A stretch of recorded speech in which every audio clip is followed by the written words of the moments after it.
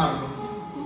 Pero si alguien dijo que Gracia no tenía futuro, qué bofetada le ha pegado Dios en todos los muertos. Porque yo digo algo, Gracia tiene futuro. Y van a subir varios jóvenes a hablarnos, atención, abre tu oído. Va a subir, ¿dónde estás? Aquí. Va a subir nuestro hermano Moisés. Y él nos va a hablar de la primera consecuencia de la cruz, que es la salvación y la reconciliación. Luego va a subir un último fichaje de última temporada. Va a subir nuestro hermano Caleb y nos mostrará la segunda consecuencia de la cruz, la nueva vida y la libertad en Cristo. Luego subirá mi hermano Jandret, mostrándonos la tercera consecuencia de la cruz, es la victoria sobre el maligno. Luego va a subir nuestro hermano Dani, que nos contará la cuarta consecuencia de la cruz, que es la vida eterna y la esperanza de la resurrección. Y por último, mi hermano Elías, que él le ha salido un percance, no iba a venir, pero Dios quería que estuviera.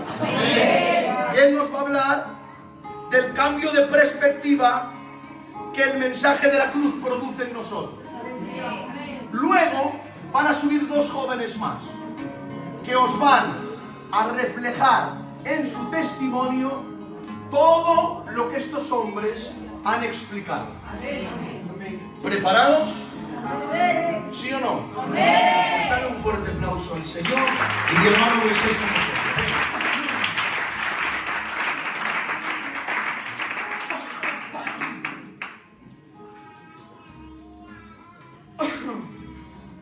Gloria al Señor. Amén. Bueno, a mí sí que me tienen visto ya alguna que otra vez. Yo no tenía que estar expresando la primera consecuencia.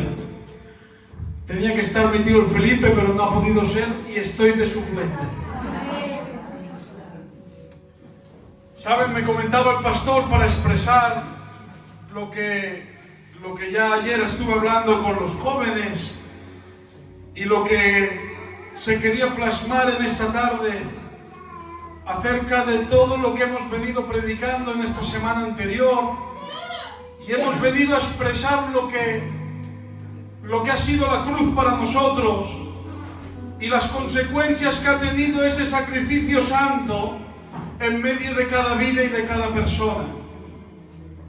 Y una de las primeras consecuencias que tiene ese sacrificio es aquello que rápidamente yo voy a expresar como la primera de las consecuencias de ese sacrificio santo. Y esa consecuencia se llama la salvación y la reconciliación. Vemos como ahora estamos en un momento donde en el mundo se está celebrando la Semana Santa, donde en el mundo hemos visto cómo han venerado imágenes y cómo han querido plasmar las procesiones y han querido plasmar de una forma visible aquello de lo que nosotros hemos venido predicando y aquello de lo que nosotros no esperamos hacer una vez al año, sino conmemoramos aquí cada semana, que es su muerte y su sacrificio por nosotros. Vemos cómo el mundo, aparentemente, si miramos a través de los ojos del mundo, cómo el mundo ha plasmado la cruz, cómo el mundo la ha enseñado al mundo, vemos cómo hay una cruz, un madero y un hombre llegando a su final. Lo que no saben y lo que no entienden es la verdad revelada que tenemos todos sus hijos, y es que donde el mundo ve final, para nosotros hay un principio. Donde el mundo nos conduce hacia los momentos últimos de la vida de un hombre, nosotros entendemos que en esa muerte hemos adquirido vida. Dice la palabra en Romanos que por cuanto todos pecaron, todos estábamos destituidos de la gloria de Dios. Podemos leer unos versos más atrás como dice: no hay justo, ni aun uno. No hay quien entienda, no hay quien busque a Dios. Todos se desviaron a una. Se hicieron inútiles. No hay quien haga lo bueno. No hay ni siquiera uno. Para mostrar rápidamente, todos sabemos en qué momento está el origen de la caída. Vemos como Dios a su imagen y semejanza ha creado un hombre.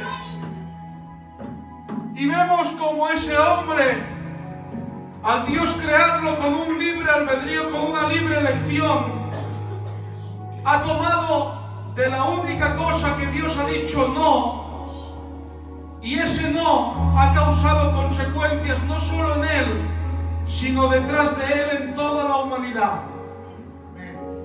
Vemos como ese hombre, al tomar de lo prohibido, ha entrado la muerte, ha entrado el pecado, y por medio de ese hombre pecando, todos hemos sido pecadores delante de nuestro Dios.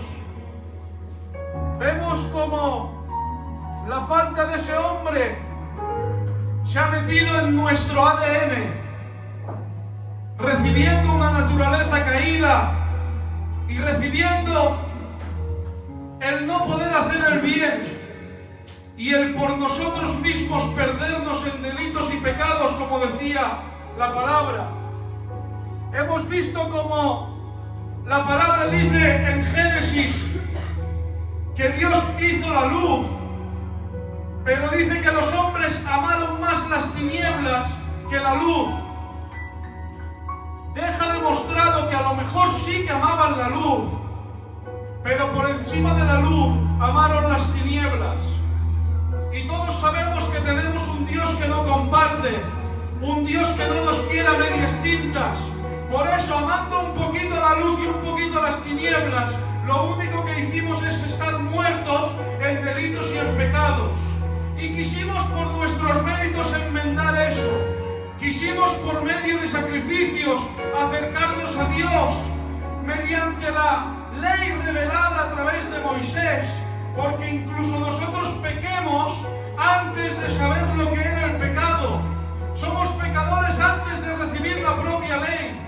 Y por eso quisimos enmendar y queríamos tener un acercamiento a Dios por medio de sacrificios, por medio de animales, por medio de sacrificios puestos encima del fuego y preparados para agradar a Dios. Pero eso lo único que hacía no era salvarnos, sino cubrir aquello que hacíamos mal delante de sus ojos. Por eso, ante tal problema, ante tal envergadura de pecado, aun no pudiendo hacer nada y no viendo ni siquiera uno justo delante de él, nos encontremos desnudos en este mundo, como aquel joven Isaac pudo mirar a su padre. Todo estaba preparado, todo lo tenían listo, pero tuvo que preguntar: ¿dónde está el cordero?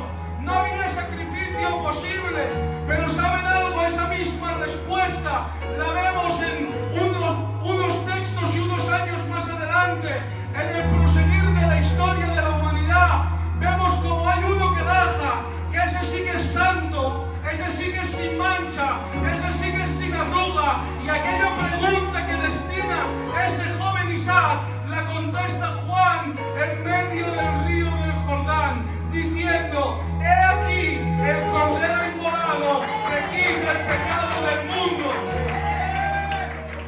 No podíamos nosotros hacer nada, pero vino uno sin mancha que sí que pudo pagar por nosotros.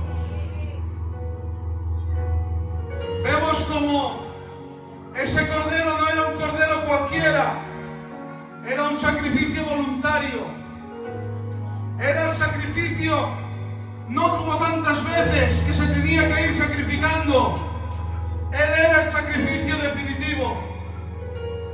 Él era el sacrificio vivo, no que eliminaba solamente nuestra culpa, sino que nos reconciliaba con Dios. Él era era aquel que estrechaba como aquel Jacob que soñó entre la separación entre la tierra y los cielos, pero soñó con una escalera por la cual en esa escalera subían y bajaban los mismos ángeles. Él era la escalera de Jacob. Él era aquella serpiente que alzó Moisés en el desierto para que los enfermos pudieran mirar y pudieran sanarse. Por eso, como dice Isaías, Él fue aquel que cargado en el madero se llevó nuestra culpa, nuestras enfermedades, cargó nuestros dolores. Él era el sacrificio aquel que no podíamos solamente nosotros hacer como uno más. Él era el sacrificio definitivo. Por medio de Él obtuvimos la salvación. Por medio de esa salvación, contemplando la obra de amor en esa cruz, obtuvimos el reconocimiento de pecado. Nos hicimos reconocedores de nuestro propio pecado. Él fue quien nos abrió los ojos. Él fue por medio de la tristeza, como dice su palabra, por medio de la tristeza que es según Dios. Él fue quien nos llevó al arrepentimiento. Llevándonos al arrepentimiento, Él fue el que nos perdonó. Nos pudimos arrepentir al ver su obra santa. Delante de nuestro perdón obtuvimos el perdón. Y con ese perdón la justificación, como dice el libro de Romanos, dice: mas Dios muestra su amor para con nosotros, en que siendo aún pecadores, Cristo murió por nosotros. Pues mucho más, estando ya justificados en su sangre, por Él seremos salvos de la ira. Y por medio de esa justificación que es en su sangre, tenemos la reconciliación, como sigue diciendo. Dice: porque si siendo enemigos fuimos reconciliados con Dios por la muerte de su Hijo, mucho más estando reconciliados seremos salvos por su vida. Y no solo esto, sino que también nos gloriamos en Dios por el Señor nuestro Jesucristo, por quien hemos recibido ahora la reconciliación. Por eso, ¿cuál es la consecuencia de la cruz que le da a nosotros? En que no solamente nos salvó, sino que la separación que había entre cielo y tierra, el mismo Cristo tomó de la mano de Dios, tomó de la mano de la humanidad y fue quien nos reconcilió de los cielos a la tierra. Por eso ahora hay acceso libre, por eso el velo se rasgó, por eso podemos clamar y decirle: Abba Padre, porque no solo nos salvó, sino que también nos reconcilió. Hemos pasado de enemigos a amigos, de estar separados, estar en comunión. Y cómo no, hemos pasado de muerte a vida, porque si bien por medio de uno entró el pecado y con el pecado la muerte, por medio de otro, del postrero Adán, entró la vida en abundancia. Por uno entró la muerte, pero por uno entró la vida. Por uno es en quien cerramos los ojos aquí, pero por otro es quien los podemos abrir allá. Somos salvos por su sangre, justificados por su sacrificio. Ahora somos salvos por Él y reconciliados por Él. Aplaude al Señor y que Dios os bendiga.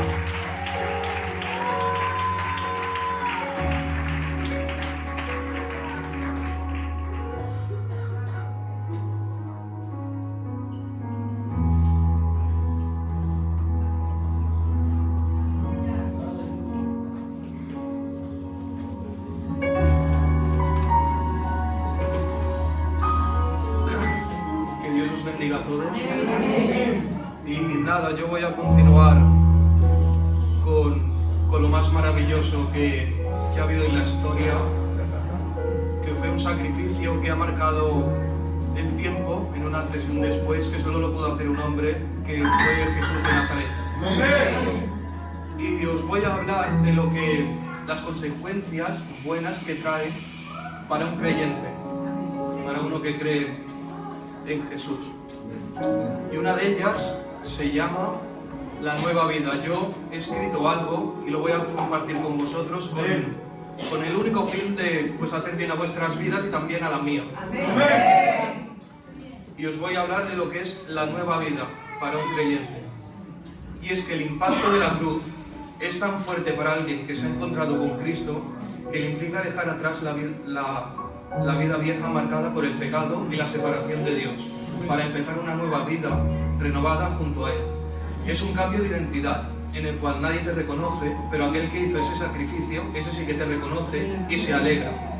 Y sin que nadie cercano de tu entorno te haya obligado a ir a esa cruz, porque eso no es un esfuerzo humano ir a esa cruz, sino que eso es un nacer de nuevo, donde Dios renueva nuestro corazón y nuestra mente desde dentro hacia afuera, renunciando de cualquier cosa como hábitos, maneras de ganar dinero no adecuadas, cualquier tipo de esclavitud hacia el pecado. Eso queda fuera de nosotros, porque nuevas criaturas somos y no habitamos nosotros, mas Cristo es quien habita.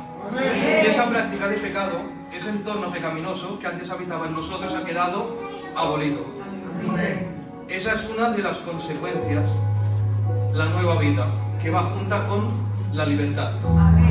Que ahora vais a ver qué tipo de libertad, ¿vale? El poder de la cruz nos hace libres. Una cosa es la libertad, que es lo de lo que Cristo nos ha librado, no el libertinaje. El libertinaje no tiene nada que ver. Yo hablo de la libertad, de esa esclavitud que teníamos antes. Y os voy a leer en la palabra en Efesios 4:8, que dice: subiendo a lo alto, llevó cautiva la cautividad. ¿Qué significa eso? Que Cristo triunfó sobre las fuerzas del mal, que son el pecado, la muerte y Satanás. Eso nos libra de la esclavitud cuando la humanidad era prisionera de ella. Librados del pecado. ¿Qué es librados del pecado? Pues que ya no somos esclavos del pecado, que somos pecadores de naturaleza, eso sí, pero renunciamos de esa naturaleza pecaminosa y de toda práctica de pecado para que en nosotros se reproduzca y se cree la persona de nuestro Señor Jesucristo y vivir en santidad. Eso librados del pecado. Librados de la muerte espiritual, que ya no estamos muertos en nuestros delitos y pecados, sino que hemos hallado vida eterna desde el minuto 1 que Cristo llegó a nuestras vidas. Nos encontramos con Él y nos rescató. Porque un cristiano, para mí, un cristiano que se ha encontrado con Cristo de verdad, para mí ya no muere. Desde el minuto 1 tiene vida eterna.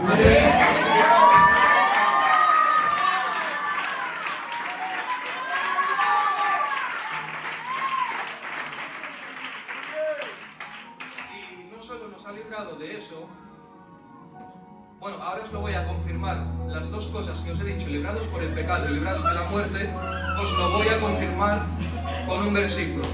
Y está en Romanos 8:3, que dice: porque la ley del Espíritu de vida en Cristo Jesús me ha librado de la ley del pecado y de la muerte.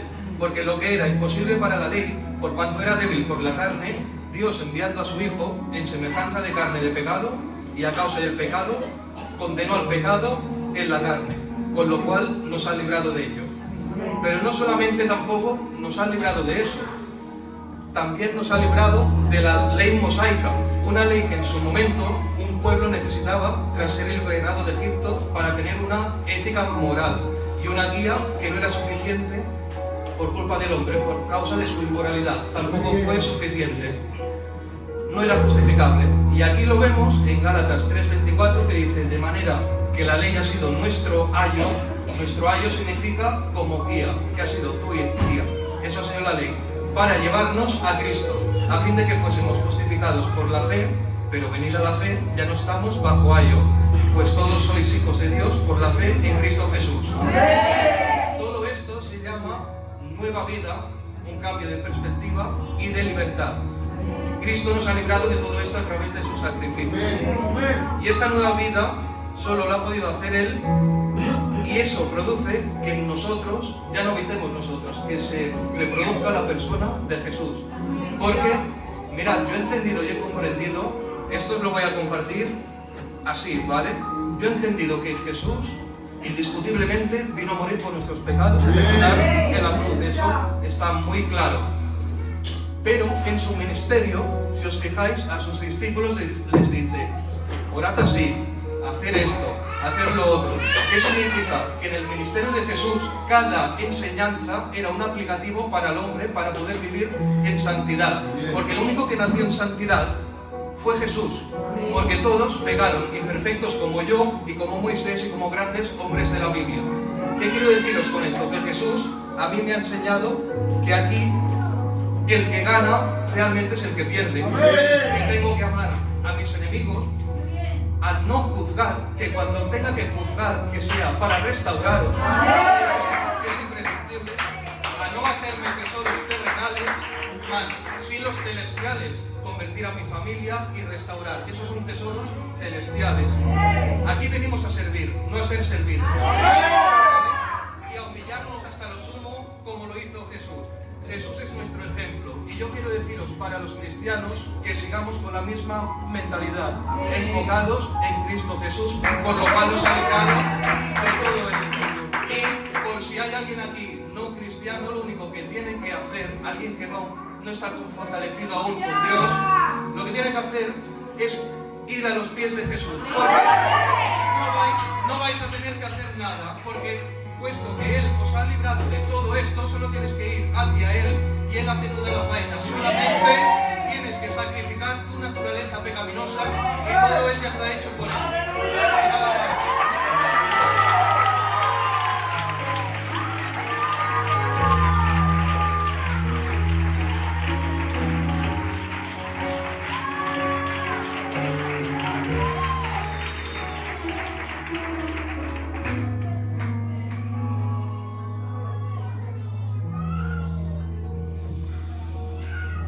Gloria al Señor.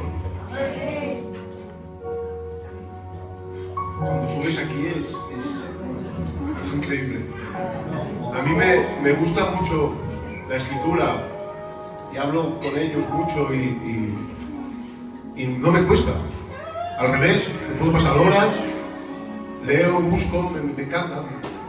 Pero cuando tienes que subir aquí te tiemblan las piernas, te tiembla la voz. Es increíble. Le doy muchas gracias al Señor del privilegio que me da de poderles compartir la tercera consecuencia de la muerte de Cristo en la cruz. La victoria de Jesucristo sobre el mundo y el maligno.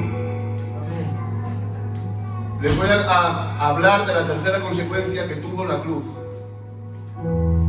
Pues la tercera consecuencia de la cruz es la victoria sobre el maligno. Que Jehová Dios lo reprenda. Nuestro Señor y Salvador Jesucristo venció al mundo y al mal. Al entregarse en la cruz ocurre la mayor obra de amor jamás nunca vista y demostrada, y la gran victoria sobre el maligno. Y ahora, abriendo su palabra, veremos cómo venció nuestro Señor Jesucristo en la cruz. El Señor Jesucristo venció al mundo, como dice la palabra en Juan 16:33. Estas cosas os he hablado para que en mí tengáis paz. En el mundo tendréis aflicción, pero confiad, yo he vencido al mundo. Al vencer al mundo, nos aseguró su paz y nos dijo que confiáramos en Él, para así vencer a las dificultades y al mal. También el Señor Jesucristo vence al diablo en el desierto, cuando es llevado por el Espíritu y es tentado.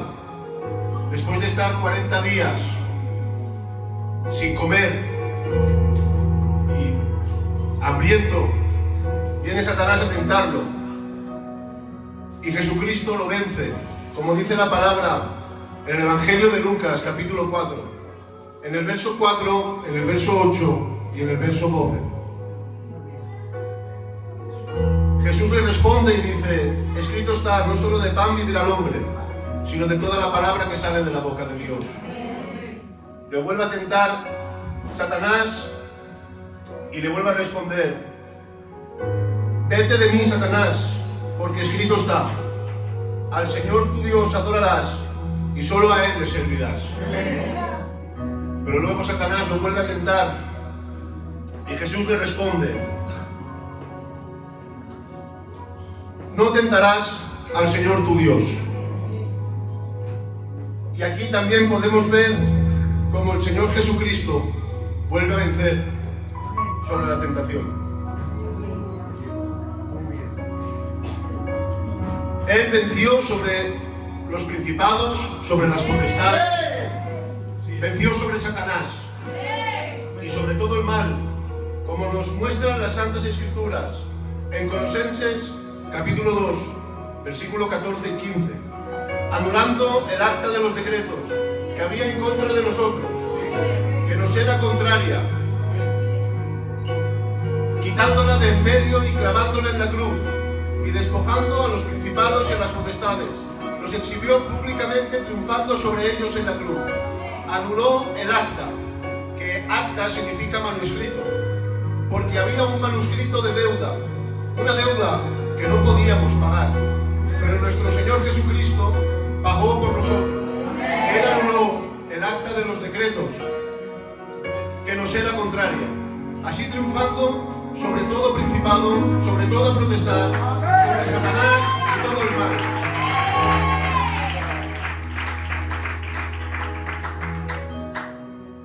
También destruye el imperio de la muerte, el cual pertenece a Satanás, como vemos en Hebreos 12, 14 y 15.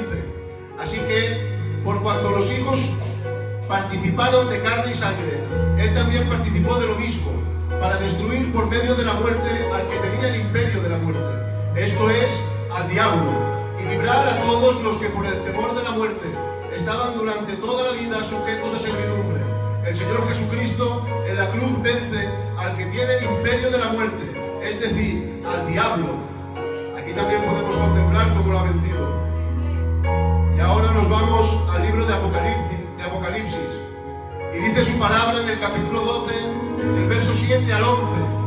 Después hubo una gran batalla en el cielo. Miguel y sus ángeles luchaban contra el dragón, y luchaba el dragón y sus ángeles, pero no prevalecieron ni se halló ya lugar para ellos en el cielo. Y fue lanzado fuera el gran dragón, la serpiente antigua, que se llama Diablo y Satanás, el cual engaña al mundo entero. Fue arrojado a la tierra, y sus ángeles fueron arrojados con él. Entonces oí una gran voz en el cielo que decía: ahora ha venido la salvación, el poder y el reino de nuestro Dios y la autoridad de su Cristo, porque ha sido lanzado fuera el acusador de nuestros hermanos, el que los acusaba delante de nuestro Dios día y noche.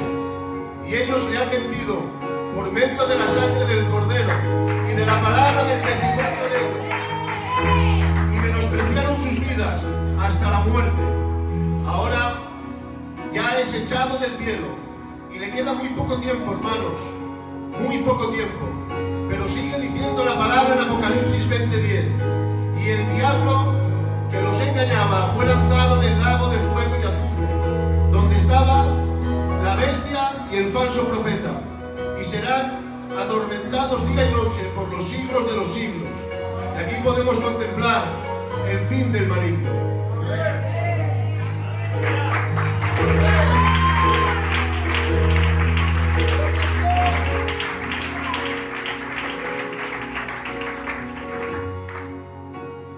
También vemos que es la victoria. Vemos que el enemigo está juzgado y el destino que le espera, pero no desde ahora, sino que ya se sabía desde el principio, como nos enseña la Escritura en Génesis 3:15. Y pondré enemistad entre ti y la mujer, y entre tu simiente y la simiente suya. Esta te herirá en la cabeza, y tú le herirás en el calcañar. Aquí el Señor maldice a Satanás. Tu simiente habla de Satanás y los incrédulos, y la simiente de la mujer habla de Cristo, descendiente de Cristo, descendiente de Eva, y aquellos en él, es decir, los creyentes. Cuando dice esta es Cristo, que un día derrotará a la serpiente, y Satanás solo podrá herir el calcañar, es decir, hacerlo sufrir, mientras que el Señor Jesucristo le pisará la cabeza y lo destruirá. Que gloria tenga su santo y bendito nombre.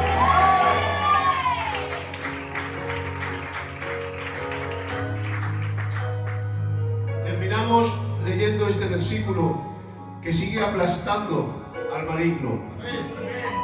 En Romanos 16:20 dice: y el Dios de paz aplastará en breve a Satanás bajo vuestros pies. La gracia de nuestro Señor Jesucristo sea con vosotros. Podemos ver que Cristo en la cruz triunfó. Que Cristo en la cruz no murió para derrota, sino que murió para victoria. Para atarnos a nosotros hoy la victoria en Él, por medio de Él y para Él. Aplaudan al Señor y que Dios les bendiga.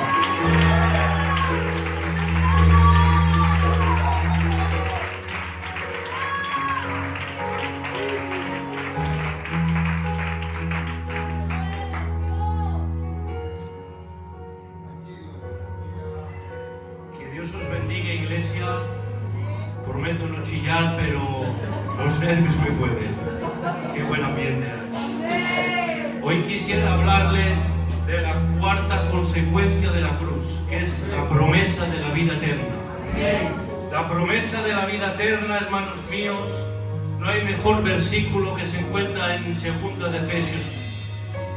Él nos dio vida cuando estábamos muertos en delitos y pecados.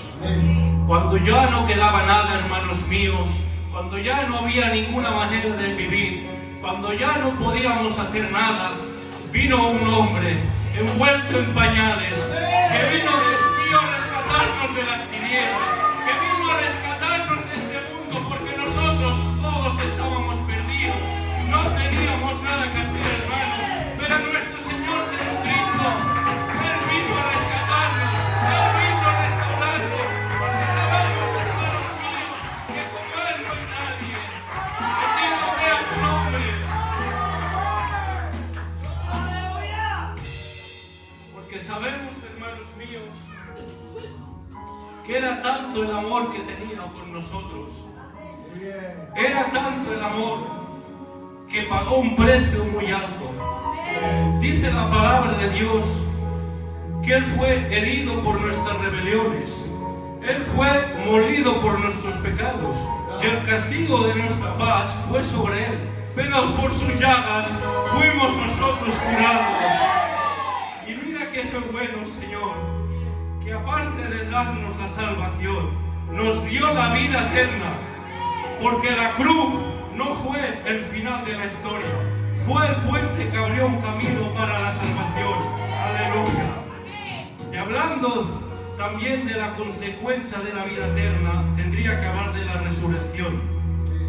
Y no hay mayor pasaje que se encuentra en el libro de Juan. Dice la palabra de Dios que Lázaro lleva 4 días muerto. Y allí se encuentra María y Marta tristes y preocupadas. Pero en ese momento, hermanos míos, se parece Jesús. Y dice Marta: Señor, si hubieras estado aquí, mi hermano no habría muerto. Mas tienen que decir unos judíos que estaban allí: ¿no podía este que abrió los ojos al ciego haber hecho que también Lázaro muriera? Yo, hermanos míos, entiendo a Marta, porque a veces la vida nos afana. A veces vivimos preocupados por el día a día, por las situaciones que vivimos, por la economía, por las enfermedades. Yo entiendo a Marta, porque esto es una cosa que nos suele pasar unos y a otros. Pero hay un pasaje, hermanos míos, que me hizo tanto bien, que dice: yo soy la resurrección y la vida. El que cree en mí, aunque haya muerto, vivirá. Aleluya, bendito sea su nombre. Porque no hay mayor gozo, hermanos míos, en la tierra. No hay mayor gozo que ver que los que un día se arrebataron, los que un día partieron por el Señor, el Señor mismo nos da la oportunidad, nos da el privilegio de un día poder estar con ellos, tener una eternidad con ellos. Y no podría despedirme, hermanos míos, si con este versículo, porque el Señor mismo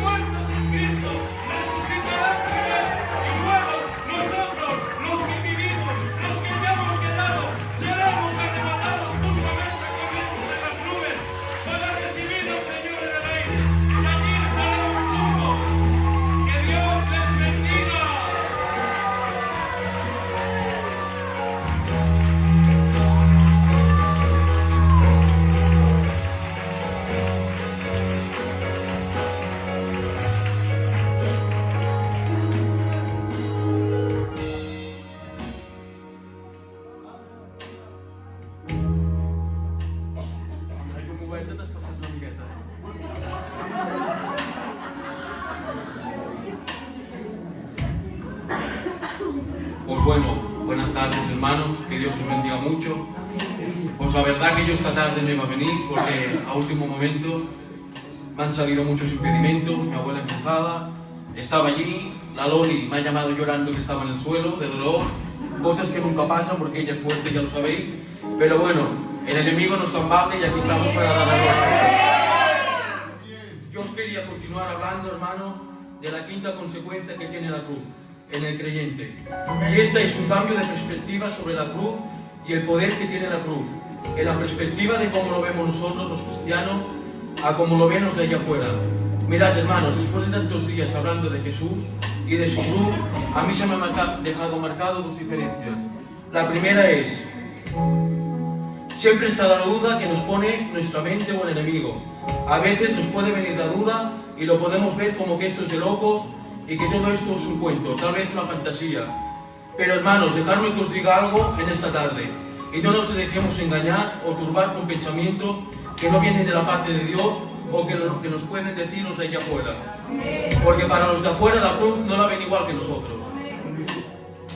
Nosotros la vemos para ellos como los de afuera lo ven, como una obligación, una carga, que les puede incluso parecer absurdo como o insensato a la lógica de la mente humana. La idea de ver que hay un Dios muriendo en la cruz por nosotros.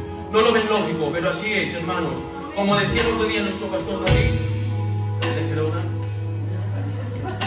para nosotros es un regalo merecido, pero un regalo es la cruz.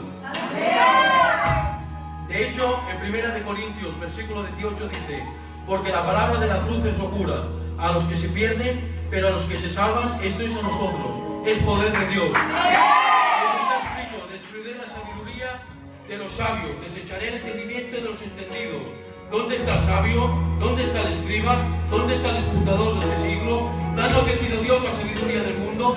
Pues ya que la sabiduría de Dios, el mundo no conoció a Dios mediante la sabiduría, agradó a Dios salvar a los creyentes por la locura de la predicación, porque los judíos piden señales y los griegos buscan sabiduría, pero nosotros predicamos a Cristo crucificado. Para los judíos ciertamente es perecedero y para los gentiles locura, mas para los llamados, así judíos como griegos, Cristo poder de Dios. Porque lo insensato de Dios es más sabio que los hombres, y lo débil de Dios es más fuerte que los hombres. Como les decía, la cruz, hermanos, nos da una confianza, amor, compasión, propósito. En Dios, la cruz nos recuerda que Dios está con nosotros y que su poder nos sostiene. La cruz, hermanos, nos inspira a amar y servir a otros. Gracias a la cruz del mundo, ya no dice lo que eres. La cruz te liberta de las etiquetas y de las definiciones de este mundo. Esto se le llama, hermanos, identidad. Como decía el tío Coque hace unas semanas predicando, hablaba de identidad. Pues esto, la cruz es nuestra identidad, hermanos.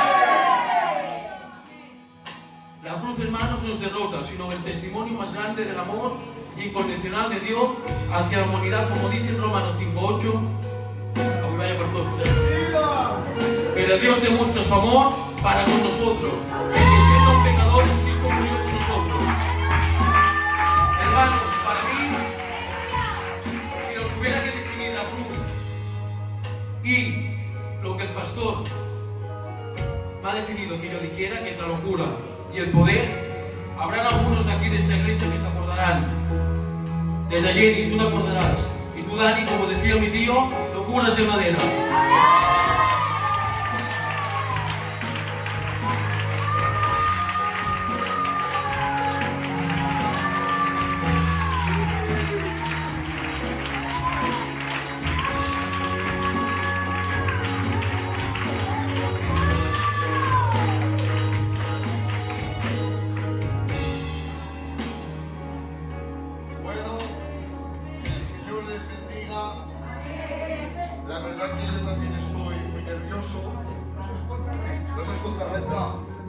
¿Y yo? Sí. No, soy yo, que me pongo nervioso y contra más lejos pues mejor. Pues yo estoy muy nervioso porque subir aquí no es fácil, aunque estoy en mi casa, estoy con mis amigos, con mis tías, con mis tíos, pero no es fácil subir a este lugar. Y yo no les voy a compartir ninguna consecuencia. Yo les voy a compartir una evidencia, si me lo permitís. Yo, hermanos, vengo a hablarles de mi vida. Yo, me conocéis todos, he sido joven como cualquier otro, siempre he recorrido pues estas calles con cada uno de ustedes, me conocen desde que tengo uso de razón, y bueno, el único inconveniente que yo tenía es que vivía apartado de Dios. Vaya inconveniente, compadre. Un día, no sé cómo fue, me levanté, fui a trabajar, transcurría el día como cualquier otro día, y mi compañera me dijo, vámonos un rato al culto. Luego tenía a un pastor un poco pesado, que lo quiero mucho, que me insistía mucho rato, ven, vamos. Y un día, pues, venga, pues voy a ir. Ese día vine,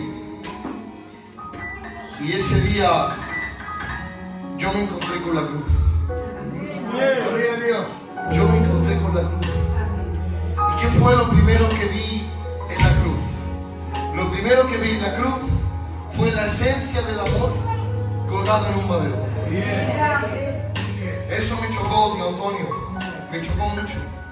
Así, si me permiten 40 segundos, porque eso es lo que tengo y es lo que siento, les voy a contar lo que hizo la cruz en mí.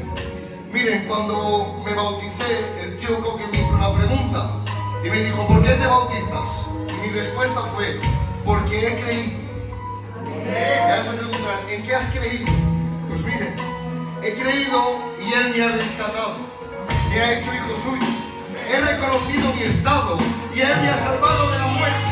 He reconocido consigo mismo y ahora, gracias a su sacrificio, tengo una nueva vida. Antes, hermanos, vivía para el mundo y buscaba su aprobación. Ahora vivo para Cristo y para servir.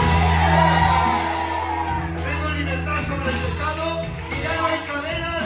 El Señor me ha dado dominio propio y ya no soy esclavo del pecado. Soy libre en Cristo Jesús. Por el sacrificio que hizo, tengo victoria sobre el pecado y ahora veo diferente. Tengo una nueva visión, una nueva perspectiva de vida. ¿Y cuál es la perspectiva de vida que yo tengo? He decidido vivir para Él y por Él. He decidido servirle. He decidido amarle. He decidido tener una relación íntima con Él. Ponerle por delante de todo. Ponerle mi corazón por aquí a la vista. Y ponerme delante con Él, hermano.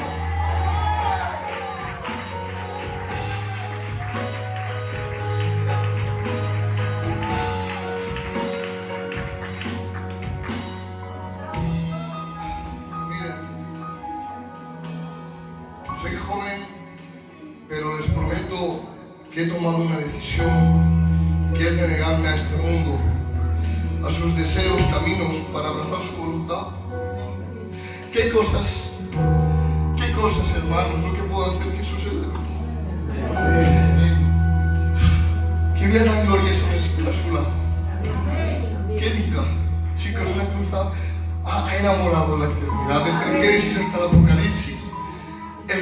El propósito de Dios siempre fue ir a la cruz por usted y por mí. Hermanos, ya no vivo con los ojos puestos en lo terrenal, sino en lo eterno. Ya no camino sin rumbo, ahora sé a quién pertenezco. Porque la cruz no fue el final, fue el comienzo. Y si esto hizo en mí, ¿te imaginas aún lo que puedo hacer, Ramón? Por tanto, Moisés, la cruz me salvó y me reconcilió. Por tanto, Caleb, me ha dado una nueva vida y libertad en Cristo. Por tanto, José, hemos vencido sobre toda potestad y tenemos la esperanza de la vida eterna que Dios nos ha dado a través de Jesucristo, nuestro dueño y Salvador. Un aplauso y que la paz del Señor esté con ustedes.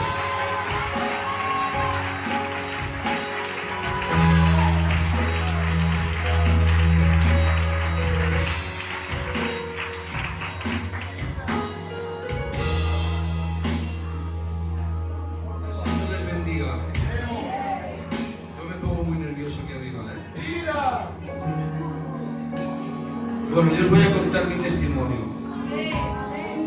Conocí a Jesús en el peor momento de mi vida. Vivía revolcado en el pecado y nada me saciaba. Mi matrimonio estaba destruido, mi vida no tenía sentido. Una noche, el pastor llama a tu puerta, estuvimos en casa orando y buscando a Dios. Y ahí noté que se había sembrado una semilla. Al siguiente domingo, el pastor hizo un llamado. Me quebranté, pues era Dios el que estaba llamando a mi puerta. Y le abrí y entró, y cenó conmigo y yo con él. En este momento decidí coger mi cruz y seguirle, negándome a mí mismo y vivir bajo su voluntad. Teniendo todo lo que yo deseaba y amaba por basura, y todo lo que yo aborrecía ahora lo tengo por ganancia. Y desde ese momento Dios ha estado obrando en mi vida, dándome el regalo de poder ser bautizado y dándome el privilegio de poder estar adorándole ante todo. Pueden venir problemas, pueden venir dificultades, pero ya no las lucho solo yo. Dios las lucha conmigo. Y Él nunca ha perdido una batalla. Como dijo Pablo, pues ya no vivo yo, mas Cristo vive en mí. Así que, joven que me escuchas, te invito a dejar las cosas de este mundo y entregarle tu vida a Dios. Si Dios lo pudo hacer conmigo,